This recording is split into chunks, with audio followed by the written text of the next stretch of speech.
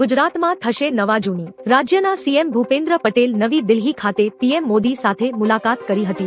તેઓએ ટ્વિટર પર લખ્યું, મંત્રીમંડળની રચના બાદ માનનીય મોદીજી સાથેની આ મુલાકાતમાં રાજ્યના સર્વાંગીણ વિકાસ તેમજ જનસુખાકારી માટે ટીમ ગુજરાતની પ્રતિબદ્ધતા વ્યક્ત કરી। તાજેતરમાં આયોજિત રાજ્ય સરકારની ચિંતન શિબિરમાં થયેલ વિકસિત ગુજરાતના નિર્માણના ચિંતન તેમજ આગામી વિકાસલક્ષી આયોજન અંગે તેઓશ્રી સાથે ચર્ચા કરી। અરવલ્લી માટેનો ખતરો ગંભીર। સુપ્રીમ કોર્ટે કેન્દ્ર સરકારની સમિતિની ભલામણ સ્વીકારી માત્ર 100 મીટરથી ઊંચા ભૂભાગને જ અરવલ્લી પર્વત માનવાનો નિર્ણય લીધો છે। પર્યાવરણવિદોના મતે આ નિર્ણયથી 90% પહાડીઓ સંરક્ષણની બહાર થઈ જશે, જેનાથી ગેરકાયદે ખનન અને બાંધકામ વધશે। તાથી દેશભરમાં અરવલ્લી વિરાસત જન અભિયાન શરૂ થયું છે, જેમાં પૂર્વ સીએમ અશોક ગેહલોત સહિત અનેક લોકો સોશિયલ મીડિયા પર પ્રોફાઇલ પિક્ચર બદલી જોડાઈ રહ્યા છે। પીએમ મોદીને ઓર્ડર ઓફ ઓમાન સન્માન। વડાપ્રધાન નરેન્દ્ર મોદીને ઓમાનના બીજા સર્વોચ્ચ નાગરિક સન્માન ઓર્ડર ઓફ ઓમાનથી નવાજવામાં આવ્યા છે। સુલતાન હૈથમ બિન તારિક દ્વારા આ સન્માન એનાયત કરાયું હતું। મસ્કત ખાતે બિઝનેસ સમિટને સંબોધતા મોદીએ ભારત ઓમાન વચ્ચેના વ્યાપક આર્થિક ભાગીદારી કરારને ઐતિહાસિક ગણાવ્યો હતો। તેમણે સ્ટાર્ટઅપ્સને ભારતમાં રોકાણ કરવા આહવાન કર્યું હતું। સંસદ સત્ર બાદ પક્ષ અને વિપક્ષની ચાય પે ચર્ચા। સંસદના શિયાળુ સત્રમાં બંને ગૃહોની કાર્યવાહી અનિશ્ચિત સમય માટે સ્થગિત કરાઈ હતી। લોકસભા સ્પીકર ઓમ બિરલાના ચેમ્બરમાં ચાય પે ચર્ચામાં પીએમ નરેન્દ્ર મોદી, રક્ષા મંત્રી રાજનાથ સિંહ સાથે પ્રિયંકા ગાંધી, ધર્મેન્દ્ર યાદવ, સુપ્રિયા સુલે અને ડી રાજા હાજર રહ્યા હતા। પ્રિયંકા ગાંધી રાજનાથ સિંહની બાજુમાં બેઠા હતા અને ચા પી રહ્યા હતા। રાહુલ ગાંધીએ ચોમાસુ સત્રની આવી બેઠકમાં હાજરી આપી ન હતી। એસઆઈઆર ફાઇનલ ડ્રાફ્ટ યાદી જાહેર। એસઆઈઆરની કામગીરી પૂર્ણ થતા ગુજરાતની ફાઇનલ ડ્રાફ્ટ યાદી જાહેર કરી દેવામાં આવી છે। આ યાદીમાં તમે ઓનલાઈન પોતાનું નામ ચેક કરી શકશો। યાદીમાંથી 44 લાખ જેટલા મતદારોના નામ કમી થયા, જેમાં 18 લાખ મતદારોના નામ અવસાન થવાને કારણે કમી થયા છે। ડ્રાફ્ટ યાદીમાં રદ થયેલા નામ ઓનલાઈન જોઈ શકાશે। અકસ્માતમાં મદદ કરનારને મળશે 25,000નું ઇનામ। કેન્દ્ર સરકારે માર્ગ અકસ્માત પીડિતો માટે કેશલેસ ટ્રીટમેન્ટ સ્કીમ 2025 લાગુ કરી, જે અંતર્ગત ઘાયલોને 1.5 લાખ સુધીની કેશલેસ સારવાર મળશે, જે 7 દિવસ સુધી માન્ય રહેશે। આ ઉપરાંત હોસ્પિટલ પહોંચાડનારને ગુડ સમૃદ્ધિ યોજના હેઠળ 25,000નું રોકડ ઇનામ અને પ્રમાણપત્ર આપવામાં આવશે। આ યોજનાનો મુખ્ય ઉદ્દેશ્ય અકસ્માત સમયે ત્વરિત સારવાર પૂરી પાડીને મૃત્યુદર ઘટાડવાનો છે। પ્રતિબંધ છતાં પાકિસ્તાનમાં ધુરંધર હિટ। પાકિસ્તાન અને ખાડી દેશોમાં પ્રતિબંધ હોવા છતાં ફિલ્મ ધુરંધર પાકિસ્તાનમાં ભારે સનસનાટી મચાવી રહી છે। કંધાર હાઈજેક અને 26/11 જેવા આતંકી હુમલા પર આધારિત આ ફિલ્મને પાકિસ્તાનીઓએ માત્ર 2 અઠવાડિયામાં 20 લાખથી વધુ વખત ગેરકાયદેસર ડાઉનલોડ કરી છે। આ ફિલ્મ પાકિસ્તાનમાં સૌથી વધુ પાયરેટેડ ફિલ્મ બની ગઈ છે। ભારત માટે આ એક મોટી જીત માનવામાં આવે છે, કારણ કે ફિલ્મે પાકિસ્તાનનો આતંકી ચહેરો ખુલ્લો પાડ્યો છે। ઠંડીમાં થથર્યું ગુજરાત। નલિયા 10 ડિગ્રી સાથે ઠંડુગાર। રાજ્યમાં લઘુત્તમ તાપમાનમાં ઘટાડો થતા રાજ્યભરમાં ઠંડીનો જોરદાર ચમકારો જોવા મળી રહ્યો છે। કચ્છનું નલિયા 10 ડિગ્રી સાથે રાજ્યનું સૌથી ઠંડુ શહેર બન્યું છે। હવામાન વિભાગ અનુસાર આગામી દિવસોમાં હજી ઠંડીમાં વધારો થશે। કંડલામાં 11, વડોદરામાં 12, અમદાવાદ અને ગાંધીનગરમાં અનુક્રમે 14 અને 13.5 ડિગ્રી તાપમાન નોંધાયું છે। ઉત્તર અને સૌરાષ્ટ્રના શહેરોમાં રાત્રિના સમયે પારો ગગડ્યો છે। કુખ્યાતના ઘર પર ચાલ્યું દાદાનું બુલડોઝર। ગુજરાતભરમાં હાલમાં દબાણ ઝુંબેશ ચાલી રહી છે। તેવામાં અમદાવાદમાં કુખ્યાત આરોપી વિરુદ્ધ મોટી કાર્યવાહી કરવામાં આવી છે। આરોપીની ગેરકાયદે મિલકત પર બુલડોઝર ફરી વળ્યું છે। આરોપી જાવેદ ઉર્ફે ઠાકરે પઠાણ વિરુદ્ધ કાર્યવાહી કરવામાં આવી છે। કુખ્યાત આરોપી સામે 33 જેટલા ગુનાઓ દાખલ છે। લોકસભામાં વીબીજી રામજી બિલ પાસ। કેન્દ્ર સરકારે મનરેગાના સ્થાને નવું વીબીજી રામજી વિધેયક લોકસભામાં પસાર કર્યું છે। આ નવા કાયદા હેઠળ ગ્રામીણ વિસ્તારોમાં 100 દિવસને બદલે 125 દિવસની રોજગારીની ગેરંટી આપવામાં આવશે। વિપક્ષી સાંસદોના ભારે હંગામા વચ્ચે આ બિલ મંજૂર થયું છે। આ યોજનાનું પૂરું નામ વિકસિત ભારત ગેરંટી ફોર રોજગાર એન્ડ આજીવિકા મિશન ગ્રામીણ છે। આ ઐતિહાસિક બદલાવનો હેતુ ગ્રામીણ સ્તરે રોજગારી અને આજીવિકાની તકોમાં વધારો કરવાનો છે।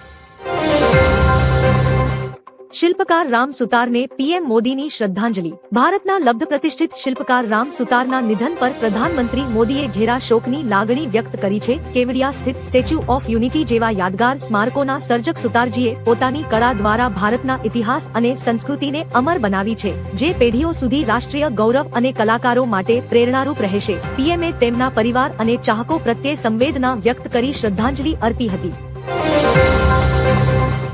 ટૂંક સમયમાં ટોલ પ્લાઝાથી મળશે મુક્તિ। દેશમાં 2026ના અંત સુધીમાં સેટેલાઇટ અને એઆઈ આધારિત નવી ટોલ સિસ્ટમ અમલી બનશે। કેન્દ્રીય મંત્રી નીતિન ગડકરીએ જણાવ્યું કે આ ટેકનોલોજીથી વાહન ચાલકોએ ટોલ પ્લાઝા પર ઊભા રહેવું નહીં પડે અને 1500 કરોડનું ઈંધણ બચશે। Multi lane free flow system દ્વારા 80 કિમીની ઝડપે પર નંબર પ્લેટ સ્કેન થઈ જશે। આ ફેરફારથી સરકારની આવકમાં 6000 કરોડનો વધારો થશે અને મુસાફરીનો સમય ઘટતા પરિવહન ક્ષેત્રે ક્રાંતિ આવશે।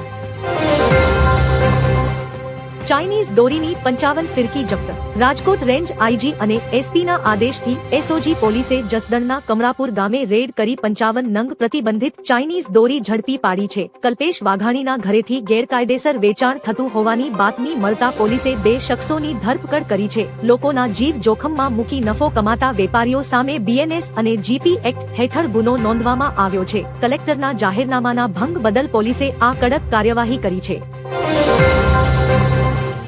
સિંગતેલના ભાવમાં તોતિંગ વધારો। રાજકોટ માર્કેટમાં ખાદ્ય તેલના ભાવમાં મોટી વધઘટ જોવા મળી છે। સિંગતેલના ભાવમાં 15નો વધારો થતા ડબ્બાનો ભાવ 2555 થી 2105 રૂપિયા પર પહોંચ્યો છે। આ વધારો અન્ય રાજ્યોમાં વધતી માંગ અને કમોસમી વરસાદથી પાકને થયેલા નુકસાનને આભારી છે। કપાસિયા તેલમાં 30નો ઘટાડો થતા ભાવ 2160 થી 2210 રૂપિયા થયો છે। આ દરમિયાન નાગરિકોને શુદ્ધ સિંગતેલ મળે તે માટે ખંભાળિયા એપીએમસીએ એક નવી યોજના પણ શરૂ કરી છે। કપાસ ખરીદી મર્યાદા વધારવા માટે પત્ર। છોટા ઉદેપુર અને સંખેડાના ધારાસભ્યોએ કૃષિમંત્રીને પત્ર લખી ટેકાના ભાવે કપાસ ખરીદીની મર્યાદા વધારવા માંગ કરી છે। ચોમાસા કમોસમી વરસાદથી નુકસાની વચ્ચે વાલાદવલાની નીતિના આક્ષેપો થઈ રહ્યા છે। છોટા ઉદેપુરમાં પ્રતિ હેક્ટર 18 ક્વિન્ટલની મર્યાદા છે, જ્યારે વડોદરામાં 25.21 ક્વિન્ટલ છે। આ ભેદભાવથી ખેડૂતોમાં અન્યાયની લાગણી વ્યાપી છે। અકસ્માત પીડિતોને 1.5 લાખ, મતદારને 25,000નું ઇનામ। કેન્દ્ર સરકારે માર્ગ અકસ્માત પીડિતો માટે કેશલેસ ટ્રીટમેન્ટ સ્કીમ 2025 લાગુ કરી, જે અંતર્ગત ઘાયલોને ગોલ્ડન અવરમાં 1.5 લાખ સુધીની કેશલેસ સારવાર મળશે, જે 7 દિવસ સુધી માન્ય રહેશે। આ ઉપરાંત હોસ્પિટલ પહોંચાડનારને ગુડ સમૃદ્ધિ યોજના હેઠળ 25,000નું રોકડ ઇનામ અને પ્રમાણપત્ર આપવામાં આવશે। આ યોજનાનો મુખ્ય ઉદ્દેશ્ય અકસ્માત સમયે ત્વરિત સારવાર પૂરી પાડીને મૃત્યુદર ઘટાડવાનો છે। પુતિનની પશ્ચિમી દેશોને કડક ચેતવણી। રશિયા યુક્રેન યુદ્ધ વચ્ચે નાટો ચીફ માર્ક રૂટેના નિવેદનથી રશિયન રાષ્ટ્રપ્રમુખ પુતિન રોષે ભરાયા છે। રૂટે યુરોપને મોટા યુદ્ધ માટે તૈયાર રહેવાની સલાહ આપતા પુતિને તેને જૂઠાણું ગણાવ્યું છે। પુતિને સ્પષ્ટ કર્યું કે રશિયા તરફથી યુરોપને કોઈ ખતરો નથી। સાથે જ તેમણે યુક્રેનને ધમકી આપી છે કે જો શાંતિ વાટાઘાટો નિષ્ફળ જશે તો રશિયા વધુ વિસ્તારો કબજે કરી લેશે, જેથી વૈશ્વિક સ્તરે તણાવમાં વધારો થયો છે।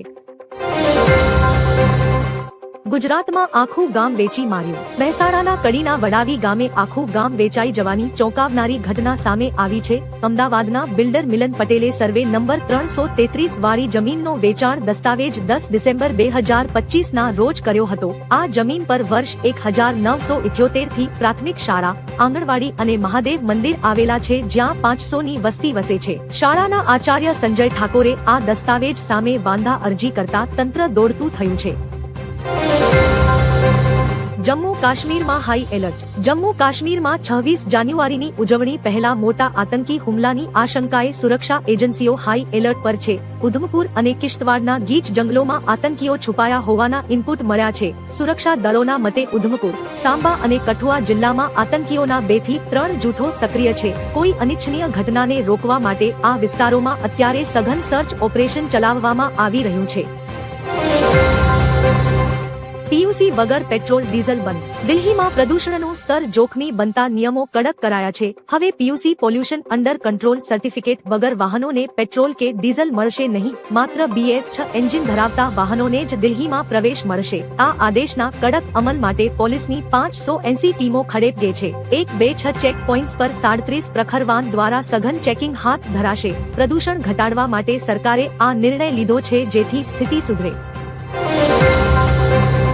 પીએમ મોદી ઓમાનથી પરત. પીએમ મોદી ગુરુવારે ઓમાનની મુલાકાત પૂર્ણ કર્યા પછી સ્વદેશ પરત ફરવા રવાના થયા છે. ઓમાનના સંરક્ષણ બાબતોના નાયબ પ્રધાનમંત્રી સૈયદ શિહાબ બિન તારિક અલ સૈદે પીએમ મોદીને વિદાય આપતા નમસ્તે કહ્યું. તેઓ એરપોર્ટ પર તેમને વિદાય આપવા આવ્યા હતા. બુધવારે અહીં પહોંચેલા પ્રધાનમંત્રી મોદીએ ઓમાનના સુલતાન હૈથમ બિન તારિક સાથે વાતચીત કરી અને દ્વિપક્ષીય વ્યૂહાત્મક ભાગીદારીને મજબૂત બનાવવાના માર્ગો પર ચર્ચા કરી હતી.